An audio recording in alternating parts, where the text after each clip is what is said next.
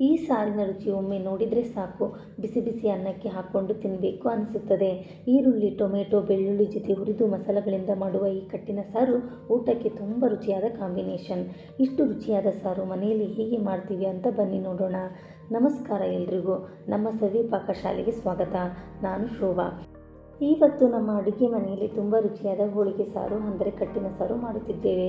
ಮನೆಯಲ್ಲಿ ಸಿಗುವ ಪದಾರ್ಥಗಳಿಂದ ಯಾವುದೇ ಕಷ್ಟವಿಲ್ಲದೆ ಈ ಸಾರನ್ನು ಹೇಗೆ ತಯಾರಿಸಬಹುದು ಅನ್ನುವುದನ್ನು ವಿಡಿಯೋದಲ್ಲಿ ಹಂತ ಹಂತವಾಗಿ ತೋರಿಸಿದ್ದೇನೆ. ಹಾಗಾದರೆ ಬನ್ನಿ ಮೊದಲು ಸಾರಿಗೆ ಬೇಕಾಗುವ ಪದಾರ್ಥಗಳನ್ನು ನೋಡೋಣ. ಮೊದಲಿಗೆ ಈ ಸಾರಿಗೆ ಬೇಕಾದ ಪದಾರ್ಥಗಳನ್ನು ನೋಡೋಣ. ಇಲ್ಲಿ ಒಂದು ಈರುಳ್ಳಿಯನ್ನು ಉದ್ದವಾಗಿ ಕಟ್ ಮಾಡಿ ಇಟ್ಕೊಂಡಿದ್ದೀನಿ. ನಂತರ ಚೆನ್ನಾಗಿ ಹಣ್ಣಾಗಿರುವ ಕಟ್ ಮಾಡಿದ ಟೊಮೆಟೊ ತೆಗೆದುಕೊಂಡಿದ್ದೇನೆ. ಟೊಮೆಟೊ ಹಾಕುವುದರಿಂದ ಸಾರಿಗೆ ಒಳ್ಳೆಯ ರುಚಿ ಮತ್ತು ಹುಳಿ ಬರುತ್ತದೆ. ಇದರ ಜೊತೆಗೆ ಒಂದು ಗಡ್ಡೆ ಬೆಳ್ಳುಳ್ಳಿ ಸಾರಿಗೆ ಒಳ್ಳೆಯ ಪರಿಮಳ ಮತ್ತು ರುಚಿಯನ್ನು ಕೊಡುತ್ತದೆ. ಇನ್ನು ಖಾರಕ್ಕಾಗಿ 5ರಿಂದ 6 ಒಣಮೆಣಸಿನಕಾಯಿ ತೆಗೆದುಕೊಂಡಿದ್ದೇನೆ. ನಿಮ್ಮ ಖಾರಕ್ಕೆ ತಕ್ಕಂತೆ ಮೆಣಸಿನಕಾಯಿ ಪ್ರಮಾಣವನ್ನು ಕಡಿಮೆ ಅಥವಾ ಹೆಚ್ಚು ಮಾಡ್ಕೋಬೋದು. ಹಾಗೆ ಅರ್ಧ ಇಂಚು ಶುಂಠಿ ಕೂಡ ತಗೊಂಡಿದ್ದೀನಿ. ಇನ್ನು ನಮ್ಮ ಸಾರಿಗೆ ಒಳ್ಳೆ ರುಚಿ ಮತ್ತು ಪರಿಮಳ ಬರಲು ಒಣ ಕೊಬ್ಬರಿ 3 ಸ್ಪೂನ್, 2 ಸ್ಪೂನ್ ಧನಿಯಾ, 1 ಸ್ಪೂನ್ ಜೀರಿಗೆ, ಅರ್ಧ ಸ್ಪೂನ್ ಮೆಂತೆಕಾಳು ತೆಗೆದುಕೊಂಡಿದ್ದೇನೆ. ಜೊತೆಗೆ ಸ್ವಲ್ಪ ಚಕ್ಕೆ, 2 ಲವಂಗ, 1 ಏಲಕ್ಕಿ, 1 ಮರಾಠಿ ಮೊಗ್ಗು ಮತ್ತು 4 ಕಾಳು ಮೆಣಸು ತೆಗೆದುಕೊಂಡಿದ್ದೇನೆ. ನಂತರ 50 ಗ್ರಾಮಷ್ಟು ತೊಗರಿಬೇಳೆ, ಹಾಗೆ ಸಾರಿಗೆ ಸ್ವಲ್ಪ ಸಿಹಿ ಬರಲು 1 ಟೀ ಸ್ಪೂನಷ್ಟು ಬೆಲ್ಲ, ಹುಳಿಗಾಗಿ ನಿಂಬೆ ಗಾತ್ರದಷ್ಟು ಹುಣಸೆ ಹಣ್ಣು. ಇದನ್ನು ನೆನೆಸಿ ಹುಣಸೆ ಹಣ್ಣಿನ ರಸ ಕೂಡ ತಗೋಬೋದು. ಇದರ ಜೊತೆಗೆ ಸ್ವಲ್ಪ ಅರಿಶಿನ ಪುಡಿ ಬೇಕಾಗುತ್ತದೆ. ಕೊನೆಗೆ ಸಾರಿಗೆ ಪರಿಮಳ ಬರಲು ಕೊತ್ತಂಬರಿ ಸೊಪ್ಪು ಮತ್ತು ಕರಿಬೇವಿನ ಸೊಪ್ಪು ಕೂಡ ತಗೊಂಡಿದ್ದೀನಿ. ಒಗ್ಗರಣೆ ಮಾಡುವುದಕ್ಕೆ 2ರಿಂದ 3 ಟೇಬಲ್ ಸ್ಪೂನಷ್ಟು ಎಣ್ಣೆ, ಸ್ವಲ್ಪ ಸಾಸಿವೆ, ರುಚಿಗೆ ತಕ್ಕಷ್ಟು ಉಪ್ಪು ಬೇಕಾಗುತ್ತದೆ. ಎಲ್ಲ ಪದಾರ್ಥಗಳು ಈಗ ರೆಡಿಯಾಗಿದೆ. ಈ ಎಲ್ಲ ಪದಾರ್ಥಗಳನ್ನು ಸರಿಯಾದ ರೀತಿಯಲ್ಲಿ ಬಳಸಿಕೊಂಡು ನಮ್ಮ ಹೋಳಿಗೆ ಸಾರನ್ನು ತುಂಬ ರುಚಿಯಾಗಿ ತಯಾರಿಸೋಣ. ಹಾಗಾದರೆ ಬನ್ನಿ ತಡ ಮಾಡದೆ ನಮ್ಮ ಹೋಳಿಗೆ ಸಾರಿನ ತಯಾರಿಕೆಯನ್ನು ಶುರು ಮಾಡೋಣ. ಈಗ ಒಂದು ಕುಕ್ಕರ್ಗೆ 50 ಗ್ರಾಮಷ್ಟು ತೊಗರಿಬೇಳೆ ಹಾಕಿ ಇದಕ್ಕೆ ಸುಮಾರು 3 ಬೌಲ್ ನೀರು ಸೇರಿಸಿ 1 ಚಿಟಿಕೆ ಅರಿಶಿನ ಪುಡಿ ಹಾಕೋಣ. ಬೇಳೆ ಬೇಯುವಾಗ ನೊರೆ ಹೆಚ್ಚಬಾರದಂತೆ ಸ್ವಲ್ಪ ಎಣ್ಣೆ ಕೂಡ ಹಾಕ್ತಿದ್ದೀನಿ. ಈಗ ಕುಕ್ಕರ್ನ ಮುಚ್ಚಳ ಹಾಕಿ ಸ್ಟವ್ ಮೇಲೆ ಇಟ್ಟು ಬೇಳೆ ಚೆನ್ನಾಗಿ ಬೇಯುವವರೆಗೂ ಬೇಯಿಸೋಣ. ಕುಕ್ಕರನ್ನು ಈಗ ಸ್ಟವ್ ಮೇಲೆ ಇಟ್ಟಿದ್ದೇವೆ. ಬೇಳೆ ಬೇಯುತ್ತಿರುವಷ್ಟರಲ್ಲಿ ಸಾರಿಗೆ ಬೇಕಾಗುವ ಮಸಾಲೆಯನ್ನು ತಯಾರಿಸೋಣ.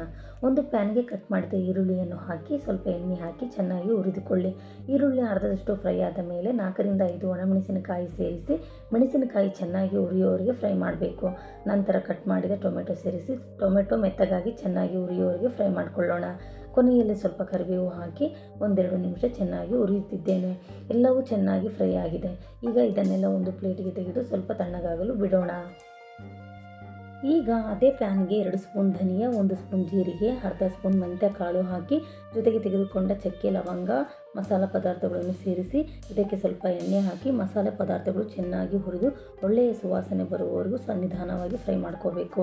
ಮಸಾಲೆಯು ಸುಟ್ಟು ಹೋಗದಂತೆ ಉರಿಯನ್ನು ಕಡಿಮೆ ಇಟ್ಟು ಹುರಿಯುವುದು ತುಂಬ ಮುಖ್ಯ.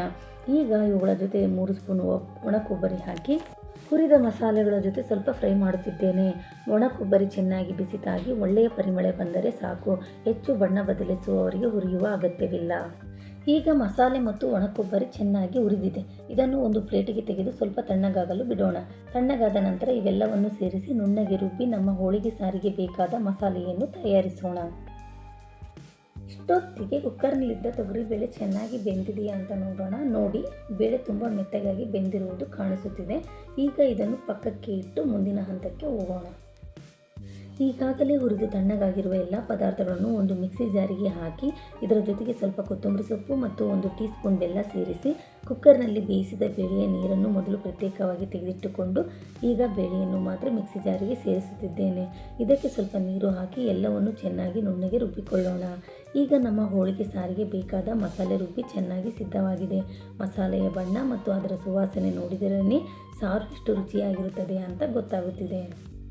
ಈಗ ಒಂದು ಪಾತ್ರೆಯನ್ನು ಸ್ಟವ್ ಮೇಲೆ ಇಟ್ಟು ಅದಕ್ಕೆ 2 ಸ್ಪೂನ್ ಎಣ್ಣೆ ಹಾಕಿ ಚೆನ್ನಾಗಿ ಬಿಸಿಯಾಗಲು ಬಿಡಬೇಕು. ಎಣ್ಣೆ ಬಿಸಿಯಾದ ನಂತರ ಬೆಳ್ಳುಳ್ಳಿ, ಅರ್ಧ ಸ್ಪೂನ್ ಸಾಸಿವೆ, ಅರ್ಧ ಸ್ಪೂನ್ ಜೀರಿಗೆ, 2 ಒಣಮೆಣಸಿನಕಾಯಿ ಮತ್ತು ಸ್ವಲ್ಪ ಕರಿಬೇವು ಹಾಕಿ ಚೆನ್ನಾಗಿ ಫ್ರೈ ಮಾಡ್ಕೋಬೇಕು.